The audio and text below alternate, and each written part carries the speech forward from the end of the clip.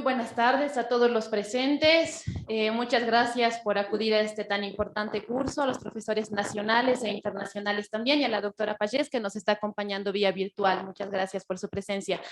Por cuestión de tiempo, en horas de la mañana no ha sido posible desarrollar la discusión correspondiente al módulo de hipertensión portal, por lo que hoy vamos a comenzar o vamos a partir haciendo la discusión de un tema referente a las exposiciones del módulo, por lo que también voy a invitar, por favor, a la mesa para que puedan apoyarnos en discutir el caso, a los colegas disertantes que han participado en horas de la mañana. El doctor Mariano Villarroel, por favor, si puede pasar. La doctora Susana Vilés, por favor, si puede pasar también. Bien, a continuación les voy a contar la historia de una paciente que en este momento tiene 31 años de edad, pero que cuando comenzó, vamos a llamarlo así, el problema, tenía 26 años. Paciente de profesión odontóloga que como antecedentes mencionar que a sus 15 años estuvo internada en un seguro privado por anemia severa secundaria metrorragia, por lo que recibió transfusiones de varios paquetes globulares.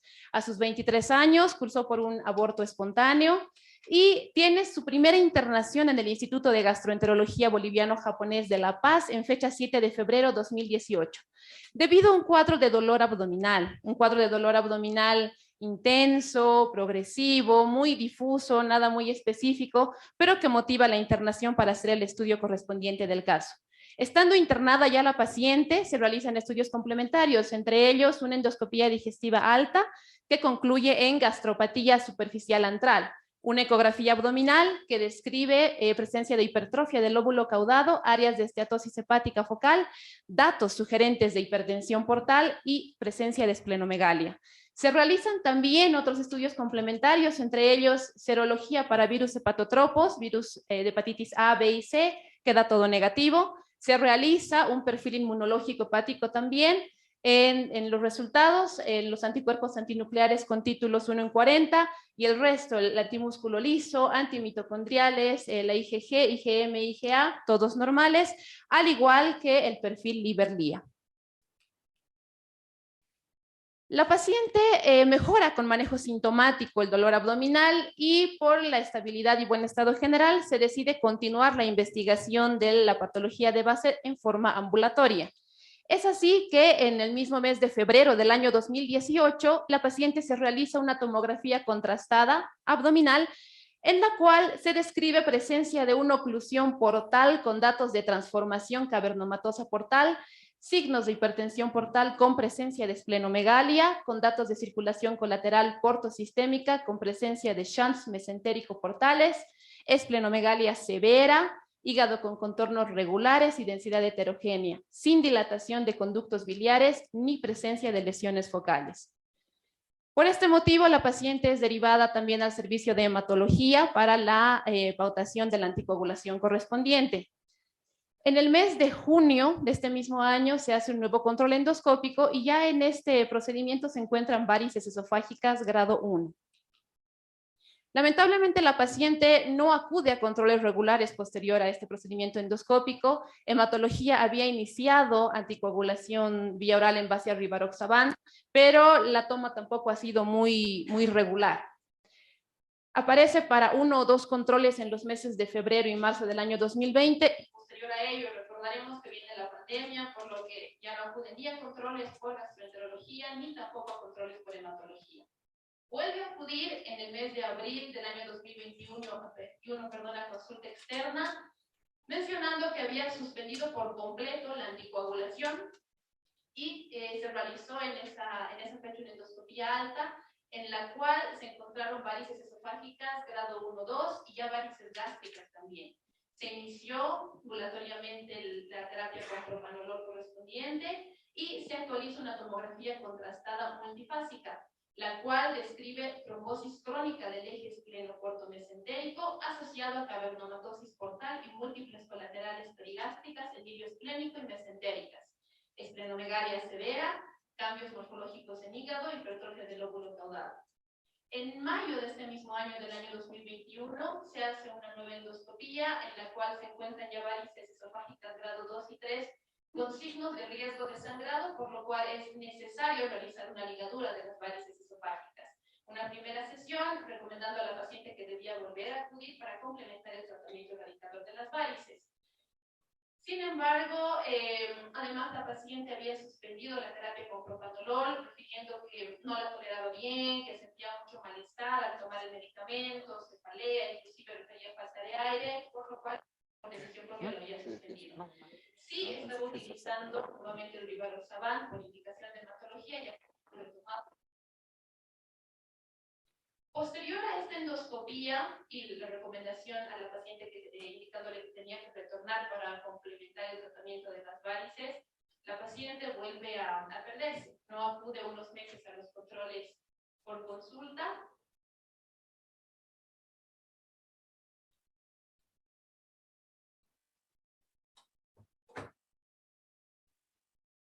¿Me la puede pasar, por favor? Gracias. Y acude en agosto del 2021 con 11 semanas de embarazo. Se hace la concientización a la paciente explicándole sobre el alto riesgo que se consideraba el embarazo, ella, la medicación que tenía que mantener, etc. Y retoma sus controles. Las plaquetas de 547.000 con ALT de 28, AST de 29, bilirrubina total de 1.6, albúmina de 3.8. Debido al embarazo, hematología, pauta nueva, terapia anticoagulante y estaba ya recibiendo enoxaparina. En noviembre de 2021, nuevamente tiene que internarse en el Instituto de La Paz debido a presencia de melenas, ya con sus 21.6 semanas de embarazo. En la internación se hace una endoscopía, no se encontró de sangrado activo, se evidenciaron varices hepáticas grado 1 y varices gástricas aisladas IgB1. La paciente es dada de alta para controles ambulatorios. En diciembre es sometida a la cesárea en el Hospital de la Mujer y posterior a la cesárea la paciente presenta importante distensión abdominal y dolor. Estando internada en el nosocomio con especialistas de ginecología, consideran la posibilidad de una peritonitis secundaria por sospecha de dehiscencia de suturas, por lo cual inician terapia antibiótica en base a ceftriaxona, amikacina y metronidazol. Al no haber mejoría con esta medicación, solicitan apoyo a infectología, quienes sugieren inicio de meropenem. Empieza a recibir el meropenem y intercurre la paciente con deposiciones líquidas. Se realiza el laboratorio correspondiente para investigar Clostridium y sale el resultado positivo. Por ese motivo, también la paciente recibe vancomicina bioral. En ese momento ya internada en el Instituto de Gastroenterología de La Paz. En esta internación, en fecha 24 de diciembre, se realiza una endoscopía alta, en la cual se encuentran varices esofágicas grado 1, varices medianas del fondo gástrico tipo IgB1, varices medianas gástricas de cuerpo tipo IgB2, gastropatía hipertensiva portal leve. Durante la internación, que fue bastante prolongada por las descompensaciones que tenía la paciente, se volvió a retomar el propanolol, la paciente lo estaba tolerando parcialmente, y por descompensación acítica se realiza una paracentesis evacuatoria también. A la par continuaba el seguimiento hematología, quienes retoman la medicación en base a anticoagulación bioral, rivaroxaban a una dosis de 10 miligramos día. En fecha 5 de enero, hematología descarta la presencia de hemofilia primaria, hemofilia secundaria y síndrome antifosfolipídico con la serie de laboratorios correspondientes, ¿no? Proteína C, proteína S, factor 5, etc. El 7 de enero la paciente es externada con terapia en base a rivaroxaban diario, que había pautado hematología, y propanolol 40 miligramos diario, además de diuréticos, ¿no? Por la descompensación edematosa que todavía tenía la paciente. Por consulta externa vuelve a acudir en mayo de 2022, refiriendo nuevamente mala tolerancia al propanolol, por lo cual se decide cambiar a administración de carvedilol a una dosis de 6.5 miligramos. El 10 de agosto se realiza un nuevo control endoscópico, en el cual se encuentran varices esofágicas grado 2, varices gástricas IgB1 grado 3, por lo cual se realiza una terapia de embolización con cianoactilato. El 23 de agosto del 2022 se procede a realizar una elastografía hepática en la cual se describe presencia de fibrosis F2 y la paciente estaba tolerando bien el carvedilol, ahora una dosis de 12.5 miligramos. En fecha 5 de octubre de 2022, nuevamente se interna la paciente en el Instituto de Gastroenterología en La Paz debido a presencia de edemas. Con un laboratorio con hemoglobina de 11.3, una actividad de protrombina de 66%, tiempo de protrombina de 16 segundos, TGO 74, TGP 64, fosfatasa alcalina 69 y bilirrubina total de 1.6. Y la endoscopía realizado el mismo día describía presencia de varices esofágicas grado 3 con estigmas de riesgo de sangrado, cicatrices de la endoligadura previa, varices 1 con estigmas de sangrado, que fue tratada mediante, nuevamente fue tratada mediante embolización con cianocrilato y con ipiodol. Como terapia complementaria, el 7 de octubre de 2022, en esta misma internación, se realiza la ligadura de las varices esofágicas que tenían estigmas de riesgo de desangrado. La paciente posterior a ello es dada de alta en buenas condiciones generales, con terapia en base a carvedilol, 6.25 miligramos cada día, y anticoagulación en base a rivaroxaban, 10 miligramos diarios. Para partir con nuestra ronda de preguntas y nuestra discusión, quiero también invitar, por favor, a los cursantes del grupo A, que estaban esta mañana destinados para la discusión de este tema, a que puedan participar respondiendo a las preguntas. Y la primera pregunta es la siguiente. Anatómicamente, ¿a qué tipo de hipertensión portal le impresiona que corresponde esta paciente? ¿Alguno de los cursantes del grupo A que quiera participar, por favor?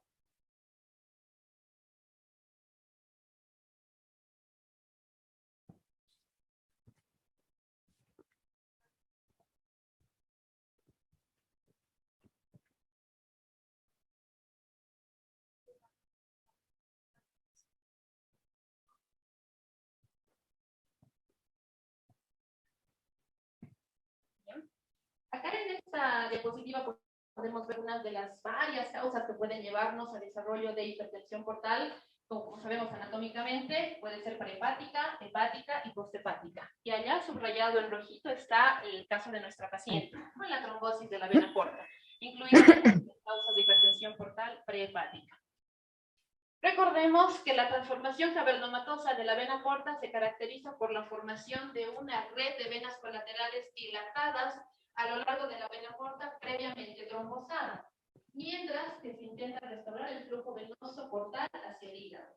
Y que los factores predisponentes para el desarrollo de una cavernomatosis portal, como tiene nuestra paciente, suelen ser antecedentes de traumas abdominales, deficiencia de proteína S o proteína C, esplenectomía, cateterización de la vena umbilical, oncolitis, peritonitis, malignidad, pero que la literatura describe que hasta en un 50% de los pacientes se desconoce la causa de la afección, que podría ser el caso de nuestra paciente. Una publicación de datos a nivel mundial detalla que una de las causas principales de hipertensión portal no cirrótica es la trombosis de vena porta crónica, con una incidencia estimada de 3.8 casos por 100.000 personas. Y eso nos da pie a la segunda pregunta que quisiera que también podamos compartir, que corresponde a cuál es la frecuencia de presentación de hipertensión portal no cirrótica, en particular causada por trombosis venosa portal crónica en su país de origen o su lugar de trabajo. Por favor, los cursantes sí pueden participar. Hola, perdón, no se me había conectado antes. Es muy interesante todo lo que estás presentando. La cavernomatosis portal como causa de hipertensión portal, pero vos fíjate que la paciente ya en la primera ecografía tenía signos indirectos de hepatopatía crónica y cirrosis, con lo cual yo no me quedaría solo que la causa de hipertensión portal de esta paciente es por la cavernomatosis portal, porque también tenía aumento del lóbulo caudado, tenía esplenomegalia, tenía plaquetas bajas, y creo que a grandes rasgos no recuerdo eso del laboratorio a grandes rasgos que recuerde. Con lo cual me queda la duda que si solo el mecanismo de hipertensión portal en esta paciente es por cavernomatosis portal o no.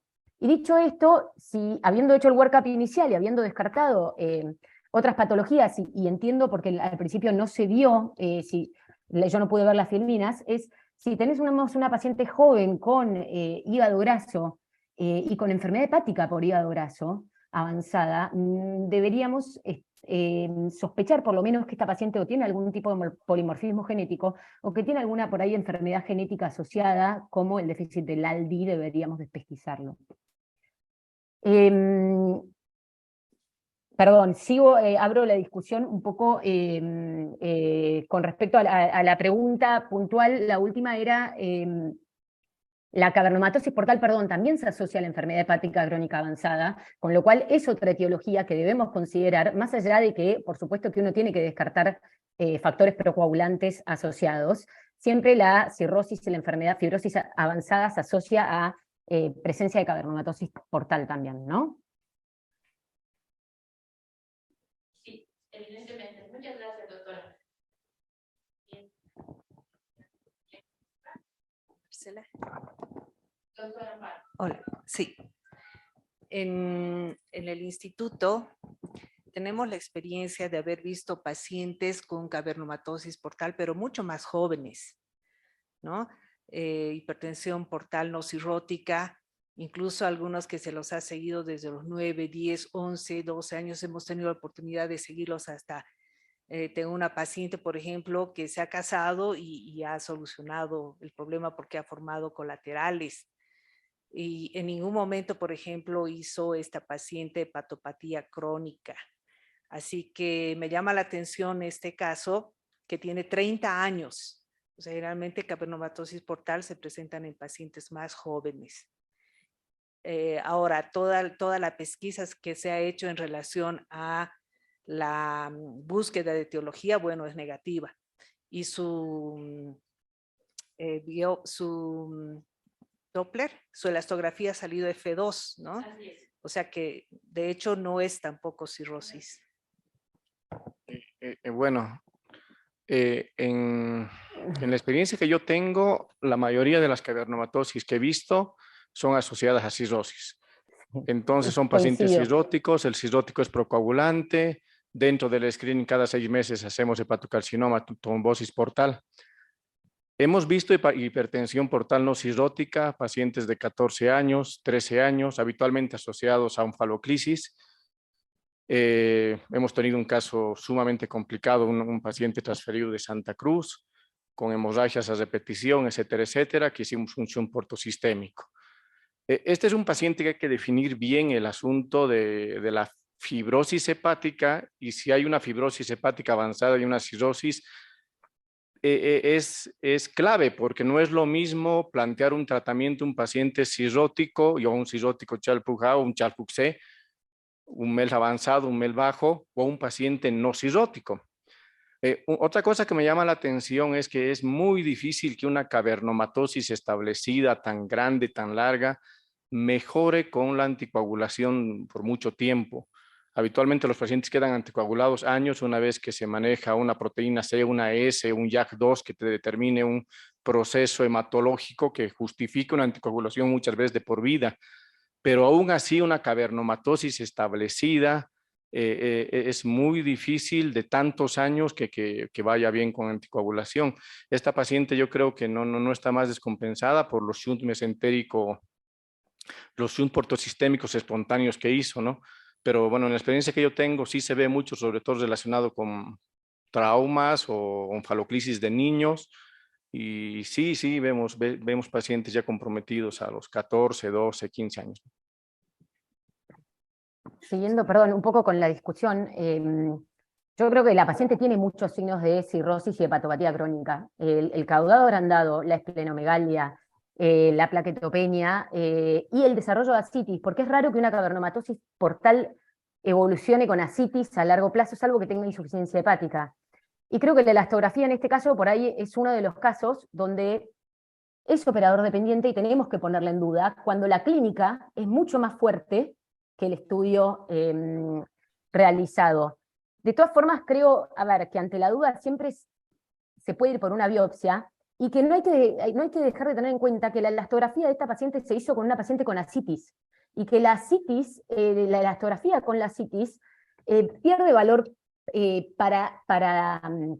pierde poder diagnóstico del grado de fibrosis. Con lo cual, yo mucho a la elastografía no le creo, y creo que realmente sí tiene una enfermedad crónica hepática asociada avanzada, y creo que igual ante la duda diagnóstica uno podría ir por la biopsia, porque como hablaban previamente, si es un paciente que tiene cirrosis y tiene cavernomatosis portal asociada a su cirrosis, el diagnóstico, el tratamiento de esta paciente con cirrosis descompensada, sangrado varicial y ascitis, e insuficiencia hepática, porque vi que ya tiene bilirrubina de 2 en los últimos controles y no llegué a ver TP, pero no yo llegué a ver un RIN, pero tiene plaquetopenia. En este paciente el tratamiento es un trasplante, y si la paciente no tiene hepatopatía crónica avanzada y es una hipertensión portal solo por no cirrótica por cavernomatosis portal, por ahí sí es pausible de otros tratamientos quirúrgicos o que pueden hablar un poco más el resto de los expositores, porque el TIPS creo que está limitado por la presencia de la cavernomatosis, ¿no? Antes de pasar esta pregunta, quería participar alguno de los cursantes para compartir.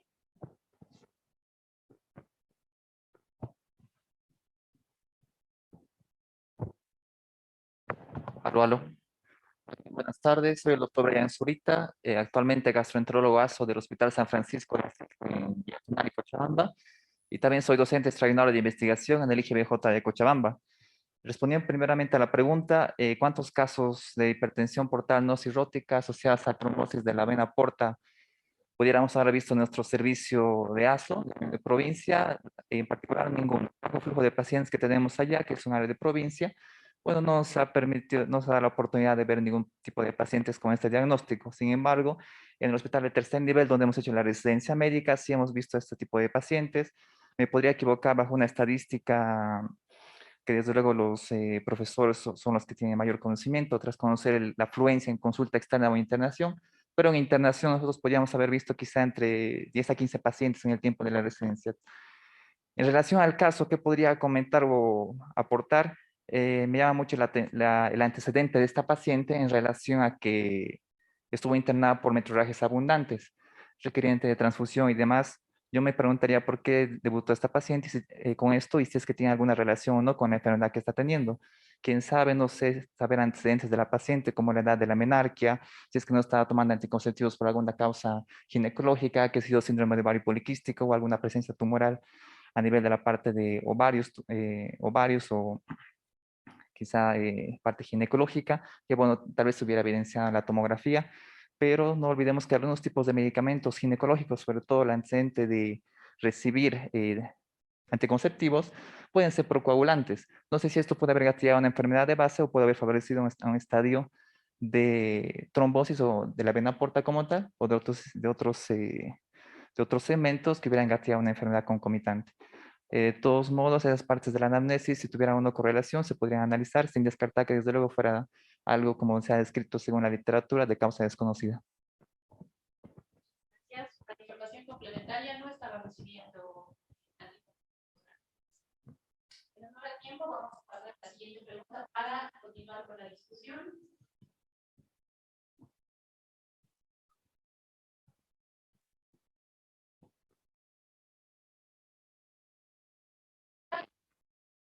Solamente del la reforma ambulatoria ha sido el 13 de diciembre del 2022 y se realizó una endoscopía de control en la cual se encontraron varices esofágicas grado 1 o 2 y varices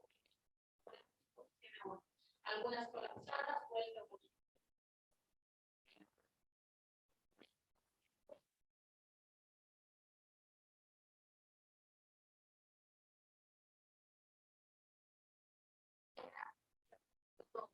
hacer una consulta a la doctora Valles, por favor. Nos mencionaba en la conferencia de esta mañana que evidentemente hay recomendaciones, guías de manejo que avalan la utilización de los betabloqueantes, claro, en pacientes cirróticos, ¿no? Que necesiten de profilaxis secundaria. Inclusive que estaba más recomendado el carvedilol que el propanolol. Y en este caso, suponiendo que realmente fuera un caso de hipertensión portal no cirrótica, ¿existen evidencias, recomendaciones que avalen la utilización de betabloqueantes también en este tipo de pacientes para este tipo de profilaxis, doctora? Perdón, se cortó un poco. La evidencia de beta-bloqueantes en pacientes no cirróticos es mucho menor que en no cirróticos, sobre todo la del carvedilol, que es la que recientemente por ahí, por el estudio PREDECI, es la que más se estudió en los pacientes cirróticos. Pero la verdad que es una opción como profilaxis, sobre todo en los pacientes donde no logramos controlar el sangrado varicial con los métodos endoscópicos. Son una opción los beta-bloqueantes, y los podríamos utilizar también en estos pacientes, debemos utilizarlos como tratamiento para evitar el sangrado.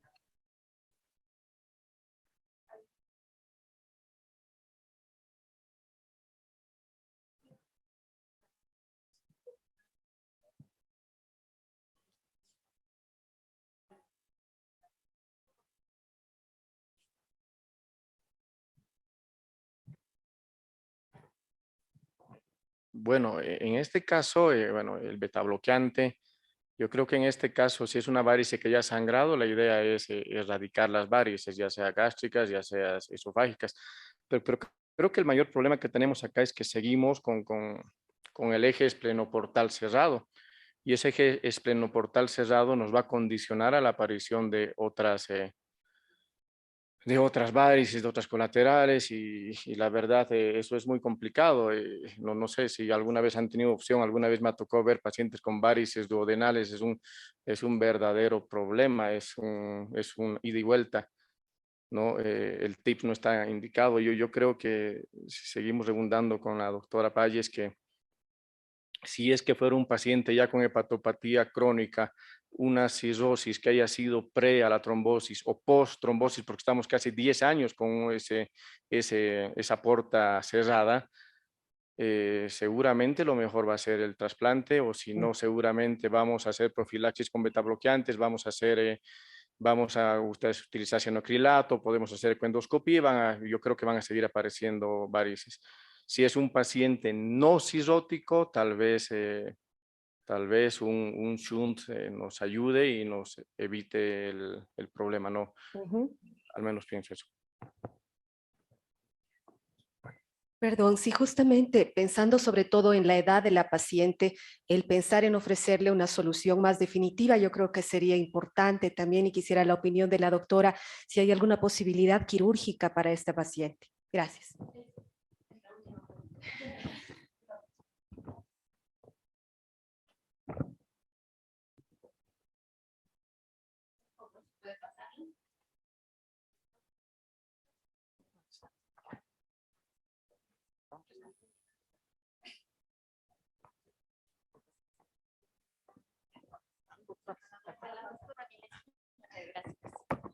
Bueno.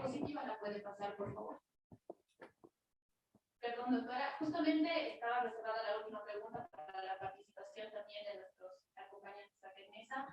¿Cuál considera la mejor opción terapéutica para la paciente? ¿Estaría en este caso indicado, se beneficiaría esta paciente de algún tipo de cirugía, alguno de los procedimientos que nos comentaba esta mañana la doctora Vilés? ¿O de repente podría estar indicado TIPS en este caso? Bueno, la pelota creo que quedó para este lado de la cancha. Lo que sí estábamos de acuerdo todos es que tenemos que definir cuál es el estado del hígado, en qué estado estamos, si esto realmente es un hígado cirrótico que va a progresar, a aumentar y deteriorar su child, o si esto es un hígado que es sano y que realmente está sufriendo las consecuencias de la hipertensión portal por una cavernomatosis. Honestamente, el TIPS no se lo ofreceríamos en este momento debido al daño que tiene vascular de la vena porta, donde debería haber ido insertado el stent. Pero sí se podría hacer, si este fuera un hígado no cirrótico, una derivación, un espleno renal para descomprimir la red venosa esófago-gástrica y poder disminuir así la hipertensión portal. De todas formas, sería algo ayudante que podría ayudar a mejorar la calidad y disminuir las reintervenciones por sangrado y disminuir las varices esofágicas, pero no creo que sea un tratamiento definitivo, ¿no? De todas formas, siempre aclarando que lo endoscópico tiene que ser, tenemos que acabar con todas las instancias endoscópicas antes de llevar a un paciente a cirugía.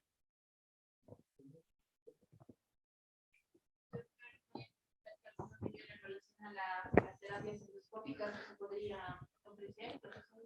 Hola, no, bueno, yo creo que endoscópicamente no sé si hay mucho más. O sea, se le han hecho múltiples ligaduras, se le ha hecho 2 veces una embolización con cianocrilato, la varice gástrica ha colapsado, o sea, esta paciente claramente ya está en un plan de hacer profilaxis, pero a mí lo que me preocupa es la edad y la calidad de vida de esta chica, ¿no? O sea, creo que pensando a largo plazo y lo mejor para la paciente, independientemente de la cirugía que comentabas recién, quizá ir conectándola con un centro de trasplante, por lo menos para que la evalúen, la tengan en carpeta y que ella y explicarle bien a la paciente, porque digamos, con el trasplante empiezan otros tipos de situaciones, ¿no? Que va a tener que vivir, pero me parece que nada, uno tiene que ir pensando claro, una opción más definitiva. Esa es mi opinión, me parece. Gracias, doctor. ¿Alguna opinión más tal vez del auditorio o de la mesa? ¿Cuál es la experiencia de ustedes?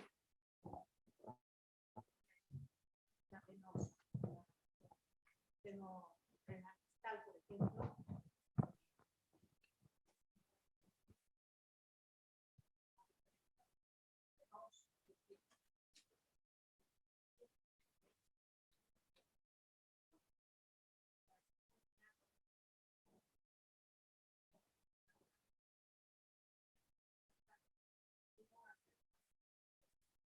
Sí, técnicamente igual el trasplante es una cirugía compleja, aún sin la cavernomatosis portal, y Josefina sabe esto, hemos trabajado a mano. Y cuando hay cavernomatosis portal, realmente técnica quirúrgica es mucho más complicada para el momento de hacer las anastomosis venosas, ¿no? Hay que estar con un planeamiento previamente para ver dónde se van a injertar esos vasos y si realmente va a ser factible. Algunas veces nos hemos quedado con pacientes con cavernomatosis portal que no les hemos podido llegar a ofrecer el trasplante. Sí se puede, como usted decía, doctora, tenemos un F2 que realmente no hay una cirrosis declarada de frente. Se podría intentar una cirugía que, si bien es una cirugía precisa, tiene muy poca morbimortalidad en centros de alto volumen, ¿no? Centros como el Hospital Austral, donde trabaja la doctora Josefina, realmente se hacen este tipo de procedimientos sin ningún tipo de morbimortalidad o casi morbimortalidad nula. Entonces sería una opción a paciente que no tiene un hígado cirrótico inicial. Aprovecho lo que estás contando, te hago una consulta desde la ignorancia. ¿Una cirugía de este tipo derivativa dificultaría técnicamente más adelante un trasplante o no? Técnicamente se liga. O sea, uno previo a la cirugía lo que hace es ligarlo para que el flujo se vuelva a redirigir y tengas un flujo más normal para poder injertar el hígado, pero si el mismo equipo lo hizo, realmente sabe dónde está, ya sea una prótesis de Gore-Tex o una prótesis venosa, un injerto cadavérico, cualquiera de los dos, vos lo único que haces es ligarlo. Lo ligás y con eso se redistribuye el flujo. Había una opinión atrás. Sí, por favor, el micrófono se puede.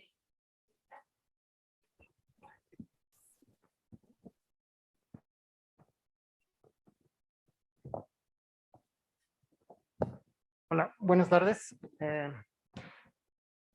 Hablando del TIPS, propiamente como habían mencionado, independientemente del estado del hígado como tal, obviamente no se recomienda en pacientes ya cirróticos, pero sí es factible hacer un TIPS en un paciente con trombosis portal y la consiguiente formación de cavernomatosis.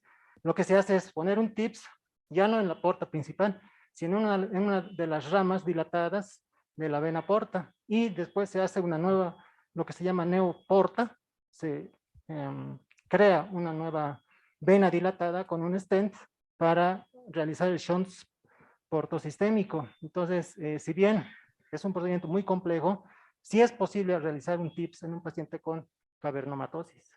Solamente eso, gracias. Sí, es buena la aclaración. Creo que eso... perdón. Adelante, doctora, por favor.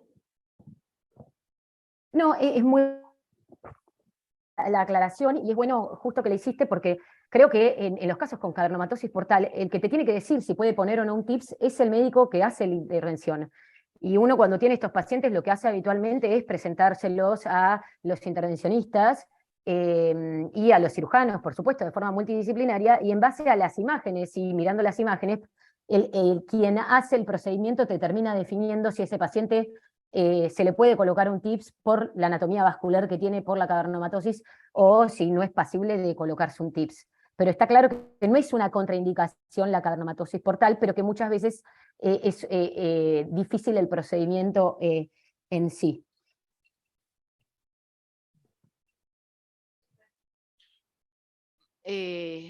Hablando un poquitito sobre ese tema, sí, es cierto, es factible, son médicos intervencionistas, radiólogos, cirujanos, hepatólogos en algunos casos, sí se puede colocar. Tengo entendido que el tema, no es mi área de experiencia, pero tengo entendido que el tema es la oclusión del TIPS, porque el flujo no es el mismo que de una rama portal importante.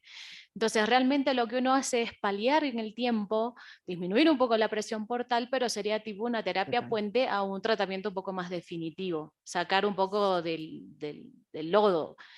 Pero tengo entendido que este tipo de TIPS, por ser por ramas muy pequeñas o no tan afluentes como la rama derecha de la porta, tienen más chance a que se trombosen y rápidamente a requerir reintervención. No es mi área de experiencia, pero es lo poco que puedo comunicar. ¿Alguna otra opinión al respecto? Tal vez en la mesa, la doctora Guerra.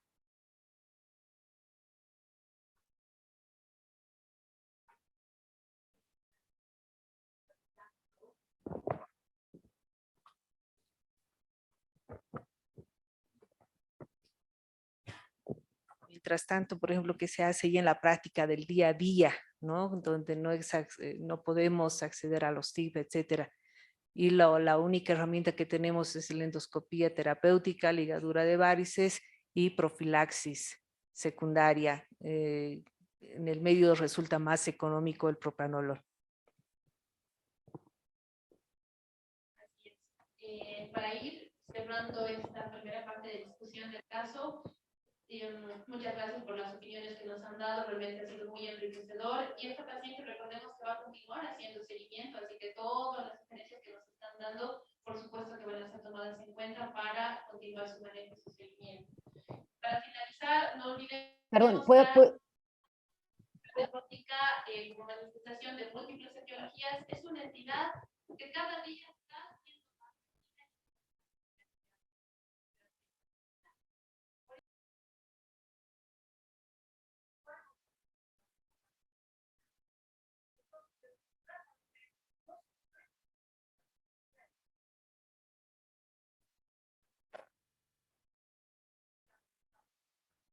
De la enfermedad.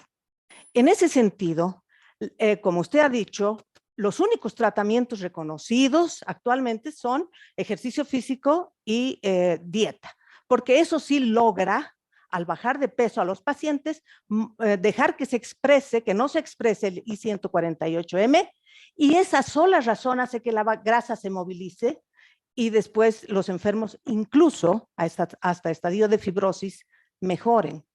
Por lo tanto, nosotros teníamos divididas claramente estas dos situaciones. El hígado graso metabólico, que va con los endocrinólogos, que no le llevan mucho apunte porque una vez que ellos mejoran el síndrome metabólico, mejoran con creces el hígado graso.